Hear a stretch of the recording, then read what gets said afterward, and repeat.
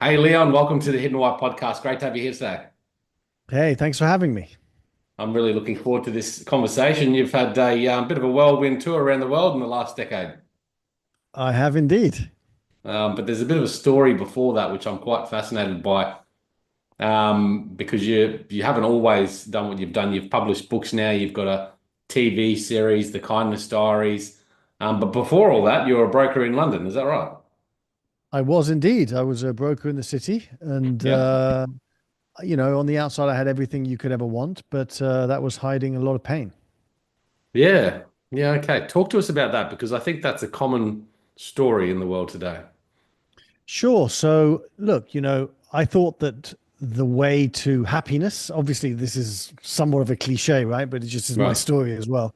That the Yeah. way to happiness was through being successful, making as much money as I could make, and just finding my way through success.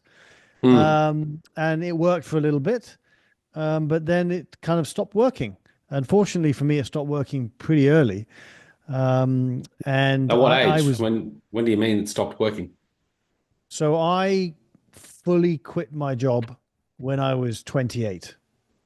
Okay. So I fully moved into a totally new direction at the age of 28. And I'd been doing it since I'd left college for a few years. Yeah. And it was just something that I felt very depressed. I felt very anxious. I didn't really feel like I had a sense of purpose. I certainly felt like I was living somebody else's life. And I stumbled across the movie The Motorcycle Diaries. Yeah. Yeah, which is a romanticized version of Che Guevara traveling around South America, relying on kindness. And there was something profound about that movie that touched me in a very beautiful way. And it was really a tipping point because after I watched that movie, I kind of made the decision to quit my job and to start traveling around the world, relying on the kindness of strangers. The first trip I ever did was I went from Times Square in New York to the Hollywood Mm. sign, relying on kindness. You couldn't give me money. You could only give me generosity and connection. And believe it or not, even though everyone thought I wouldn't be able to do it, myself included, I actually managed to cross America on kindness. Yeah. And from then on, I kind of just started doing more crazy adventures. Yeah. Right. I want to delve into some of these adventures because they sound fairly exciting, and I'm sure you have plenty of good experiences throughout all that.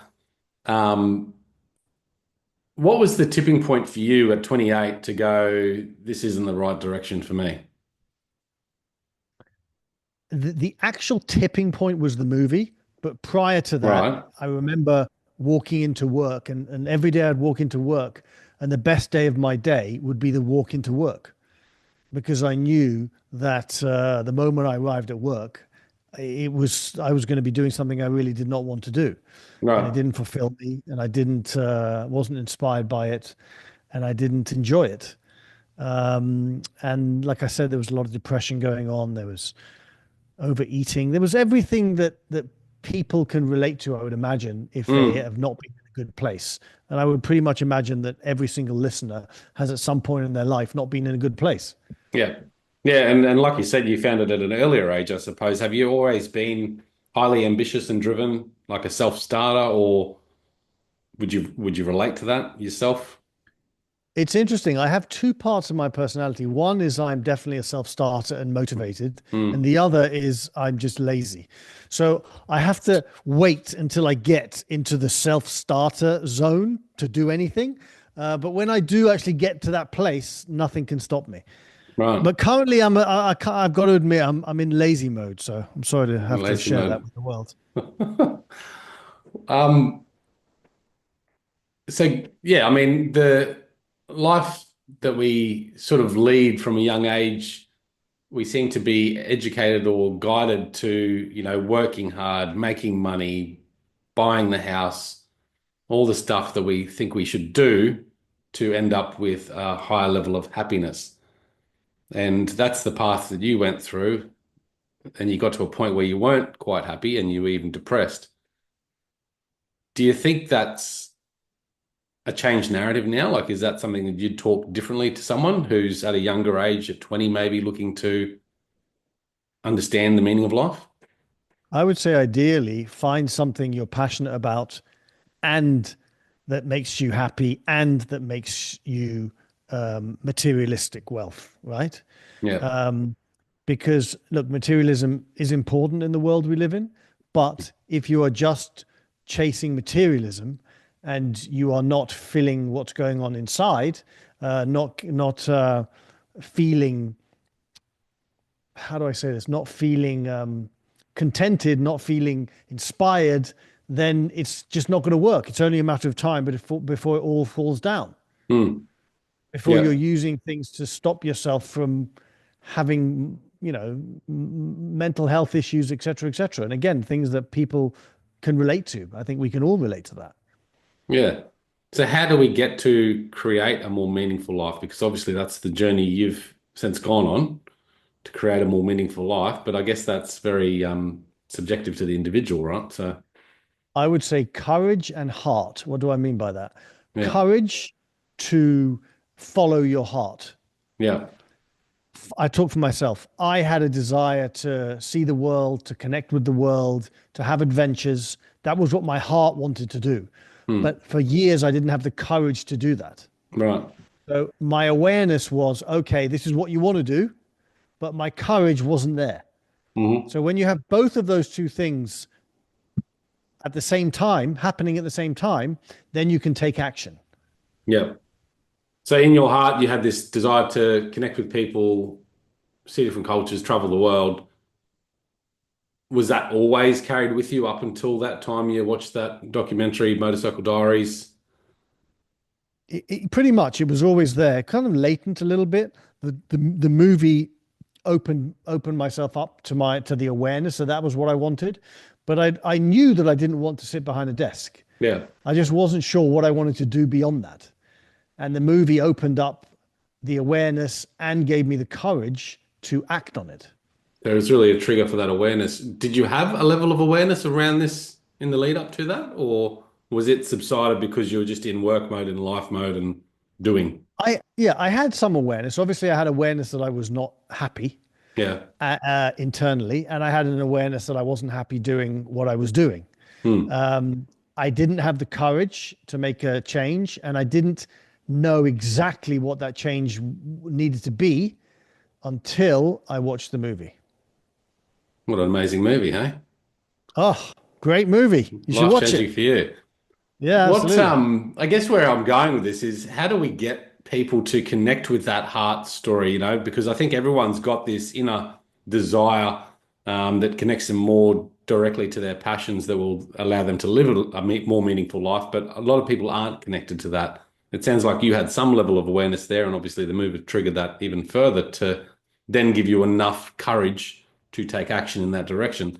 But I find a lot of people don't even know what that is for them. I get that. And I would say we have a lot of things going on the outside, Instagram, Twitter, Facebook, news, et cetera, et cetera, et cetera, that Mm. we forget the voices from the inside.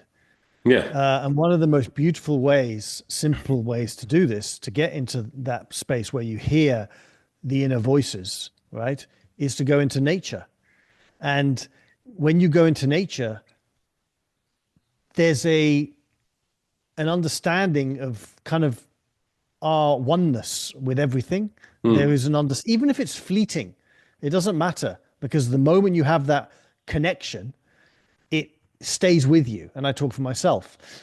So I would say connecting internally as much as possible, whether that's reading a book, whether that's going into nature, whether that's listening to a podcast, something that takes your gaze from the external to the internal. Yeah. Yeah. And it's interesting. I just had a chat with another bloke about this as well, and that was exactly the reference he made. Is that we're so distracted and overwhelmed by everything else that's going on, and usually future related, which builds up our anxiety and stress. But it removes us more and more from this ability to connect within and really listen to the heart to what it truly wants.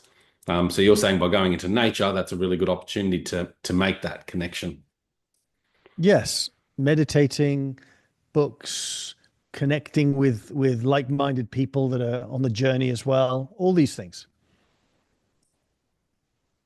It's a sense of slowing down and becoming more present with the moment. What meditation practice do you do?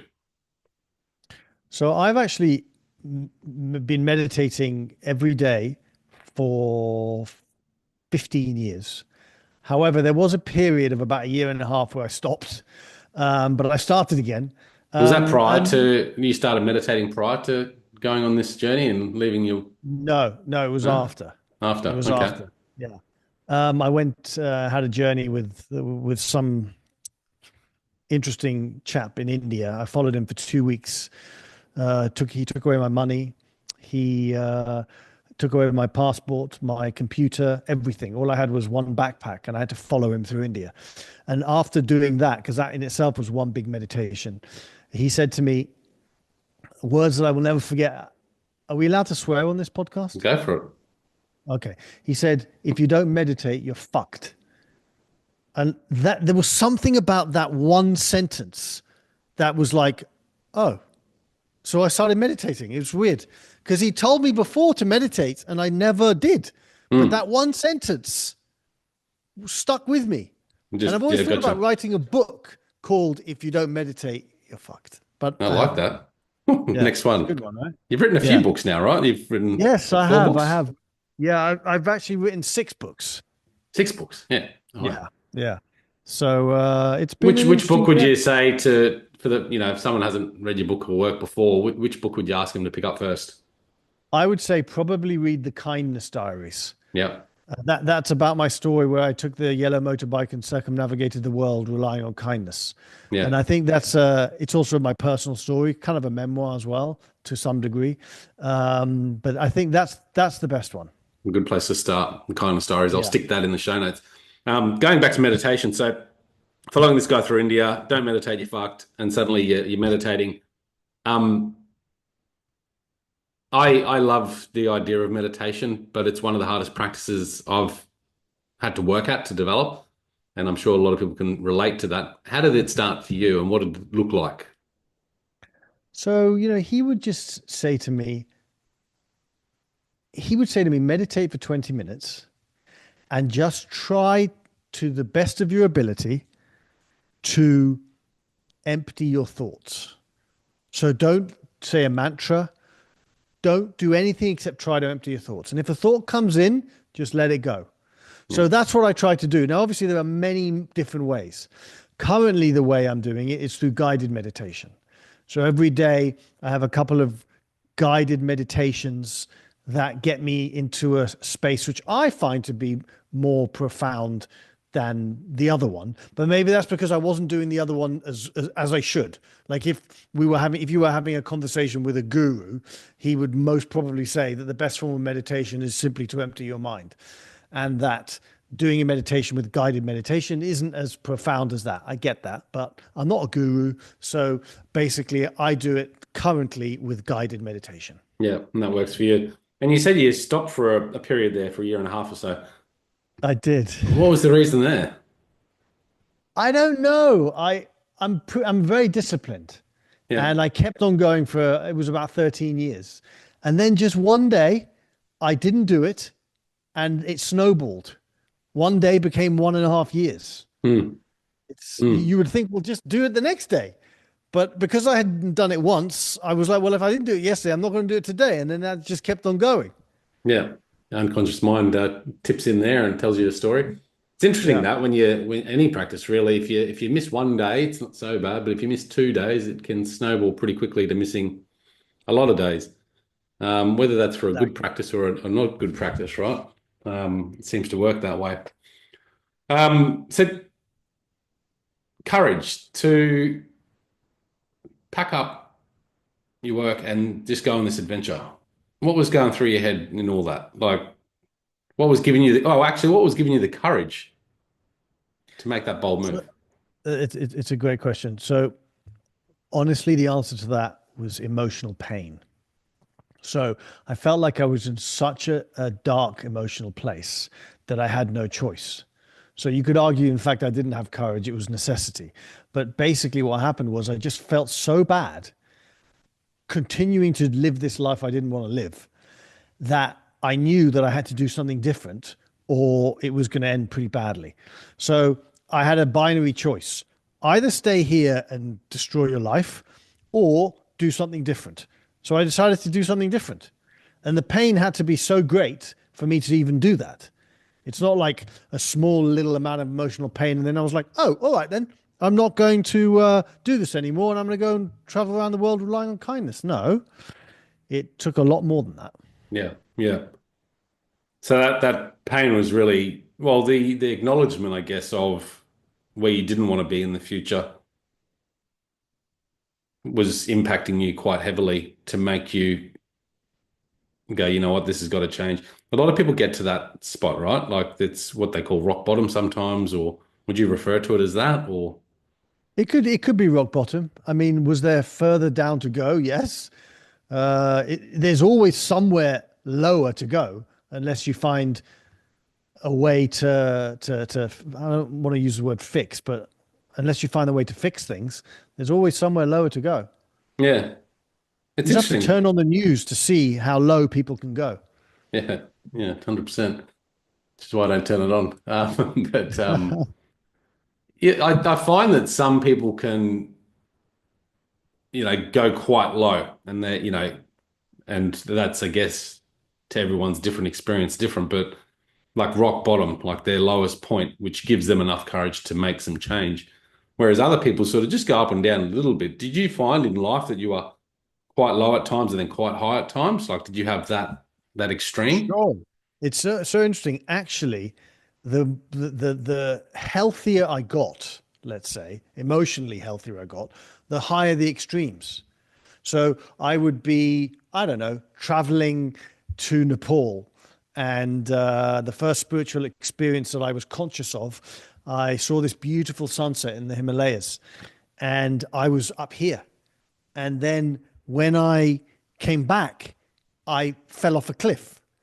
And the distance between the high and the low was getting more and more. And it was Right. getting more and more painful. Yeah. And that was Interesting. a tough one. I would Mm. always say to my therapist, I'd be like, you know, I've experienced what it feels like to be on the mountaintop, literally and figuratively, and I've also experienced what it's like to be at the lowest point, and Mm. the distance in between is just hell. Yeah. Interesting how that works, huh? Yeah. Do you find with that extreme difference that it's easier to go from one to the next? Like it's easier to then go, you know what, I can get back to that high place. Look, I know how to get to the high place. I can literally get on a plane, go to a mountain, and I'll be high, Yeah. literally. Yeah. But it's for me, it's a, what is it? How do I say this? It's an escape to do that. So what I've tried to do lately is get that high without going to the mountaintop, Yes. right? By just being here with you right now. I Yeah. remember a wise man once said to me, is one of the tricks of life is to feel that highness, right? Whatever you want to call it, in your everyday life. Hmm. You don't need to get on a plane and to seek that high when it's right here. Yeah. Yeah. Yeah. Interesting you say that because I've been one of, doing some adventures in life, just to find that next level, just to find that high. But to find the beauty in life as it is right now is quite tricky. Are there any particular tools or things that you go to help find the bliss in the moment of life day to day? Look, it helps me personally, situationally. What do I mean by that? I happen to live in an area in LA that's very, very beautiful. So every day I get to wake up and I see the beauty right outside my window, Yep. exactly the same as if I was seeing it in the mountains of the Himalayas. Nature. I keep going on about nature, but nature is a way to connect. Go to the park, connect to nature because you can connect to nature anywhere, wherever you are, whatever city you are in, there's still areas of nature. Yeah. Yeah. Um, One of the things that I have used on my travels and I use at home as well, I'd like to call it a meditation. Basically, I find a song, and I've shared this many times, but I find a song, Yeah. touches my heart and touches my soul. And I listen to that song on repeat for however long it takes me to get into my body, to get grounded. And then I go from that place and start the day. And it's such a simple thing that anyone can do. Yeah. You find a song, you listen to it, you don't stop listening to it until you are in a place of groundedness and Mm. you live from there. Yeah. Yeah. Anything like that that can help start your day off well, right? Yes, yes.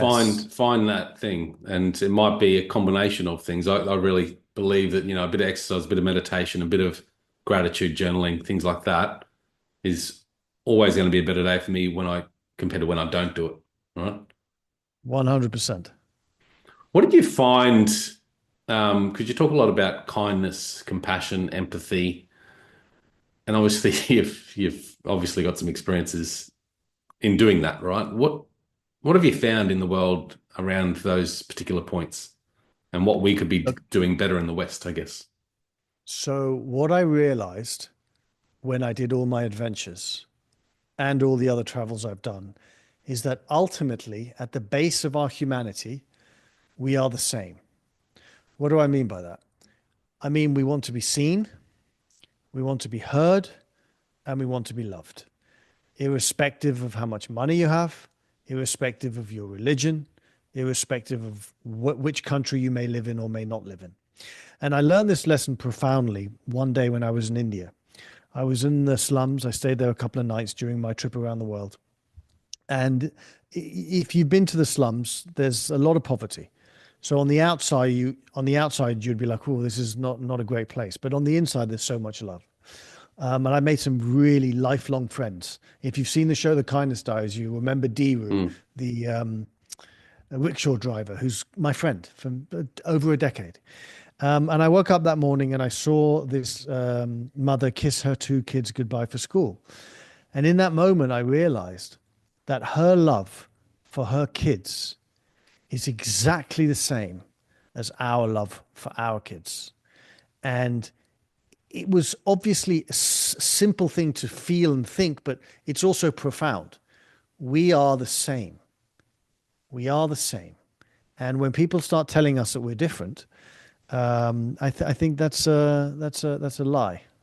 yeah. So essentially, yeah, we're all the same. And, we all desire the same things in life, not materialistic things, but the idea of being seen, heard, and loved. Yes. And the secret source to kindness. First of all, let me say what my definition of kindness is, because Hmm. kindness is sometimes looked at negatively. Mm, Oh, if you're kind, you'll be weak. Okay, etc., etc. I get it. However, kindness to me is simply helping someone feel less alone. And I would go so far as to say that every single person that's listening to this podcast has felt alone at some point in their lives. yeah. And it is someone's kindness that has helped them feel less alone. And that is a really powerful thing. So the secret sauce to kindness for me is simply one word, and that is empathy. When you have empathy for another person's pain, and no one does it perfectly, I certainly don't do it perfectly. But when we have empathy for another person's pain, it changes the way we see them and it changes the way that we react to them. Mm. When we don't have empathy, very, very bad things happen. Very bad things. I What do you have mean? on a societal level. What I mean is that I've traveled the world. I've seen many good things, and I've seen many bad things. I've been to the killing fields in Cambodia. Mm. I have been to Auschwitz in Poland. How did Auschwitz happen? Partially because of a complete and utter lack of empathy. Hmm. And when we have a lack of empathy, terrible things happen. Hmm. Do you feel that there's a lacking of empathy in the world today? And is Obviously, there is is definitely a it lack of changing? Is empathy. it getting better? I mean, you would imagine if you turn on the news for a long period of time, I didn't turn on the news, but when you look at the news, you see a complete lack of empathy all over, right? Yeah, But the news sometimes, not sometimes, pretty much all the time, focuses entirely on the bad, yeah, right? So we see the bad things that are happening, lack of empathy left, right, and center, and we can become depressed by what we see and lose hope. But the reality is that the majority of people I meet in the street or wherever I'm meeting them, they do have empathy. There is a goodness that flows through each and every one of us. mm, And we get to choose whether we want to jump into the river of goodness or jump into the river of hate. And that's a personal choice. yeah, And you get to choose exactly the same way I get to choose. I get to choose every day, even on the smallest of things. I could be at Starbucks, right? And someone can give me the wrong drink. And my first reaction inside is like, they have given me the wrong drink. How dare they? Did they not listen to me? And my second reaction is, chill out. You're supposed to be the kindness guy. You just came from a speech talking about kindness. React with some calmness and some humility and some grace. They made a mistake. That's a choice. I get to choose exactly like you get to choose. mm, mm. In your experiences traveling and using kindness to get your way around the world, what were the, I guess, moments where kindness didn't work? Or were there, yeah, that makes sense. Look, there are, look, in the trips around the world, I would say that I would go up to 10 people and only one of them would offer to let me stay in their house. The remaining nine would say no. Some of them maybe because they, didn't have a house. Some of them because they were in a bad mood. Some of them because they were fearful. I don't know why, right? Some of them because they were unkind. But as long as you can find one human being to open up their heart to you and to witness you, then there's hope, Mm, right? So I'm not suggesting here that everyone out there is kind. That's just clearly not true. And I'm also not suggesting that if you live with your heart wide open, that you shouldn't have boundaries, that you shouldn't have a boundary in place that says, I'm going to be kind, but if you cross my boundary and treat me with disrespect, there will be consequences for you, mm. right? This isn't a kumbaya moment, right? Yeah, There yeah. can be moments of kumbaya, great, perfect, but we don't live in that type of world. So lead with love, lead with your heart wide open, but have a boundary. Sometimes people say to me, "Oh, I can't be kind." And I tell them the story of Muhammad Ali, a man of love, a man of service, a kind man, not perfect, no one is. How many of us would mess with Muhammad Ali? Pretty much Mm, no one. mm. And that's proof that kindness is in fact your greatest strength. Yeah, Vulnerability is in fact your greatest strength, whilst having a lightsaber in your back pocket, right? yeah, yeah. Yeah, I guess you could see kindness as like a weakness, like it could open you up to being more vulnerable to the world if you didn't have those boundaries or that lightsaber in your back pocket. Yes. Now, Yoda. Yoda was a pretty kind, I don't know if he was a man, he wasn't a man, whatever he was, I can't remember, right? But Yoda was a kind soul. But I don't think you want to mess with Yoda. I No, certainly am not going to mess with Yoda, no, right? I'll see that guy fight. Um, Kindness, interesting. So empathy, how would we encourage or how could we encourage ourselves, but encourage others too to become more empathetic? So if you invited me onto your podcast, and of course I would never do this, but if I was very unpleasant to you, Hmm. mean and rude and just an arrogant individual, I would imagine you wouldn't feel very good about yourself, right? No. You'd be pissed off at me as well, but you wouldn't feel good if I was attacking you. Hmm. On the other hand, if I come onto your podcast and we have a great connection and there's a beautiful conversation and I'm kind and I'm I'm honest, and I'm authentic, you're going to leave the conversation feeling good. So you know how it feels when someone is unkind to you. Yeah. And you also know how it feels when someone is kind to you. Hmm. So that is literally the essence of empathy. Right. So therefore, treat others exactly how you would like to be treated. And Hmm. of course, again, that's a simplistic way of putting it, but it's also the truth.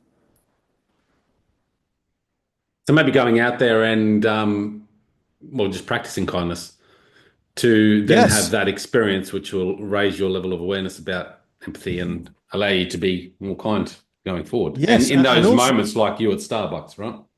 yes. And also know that kindness is a win-win.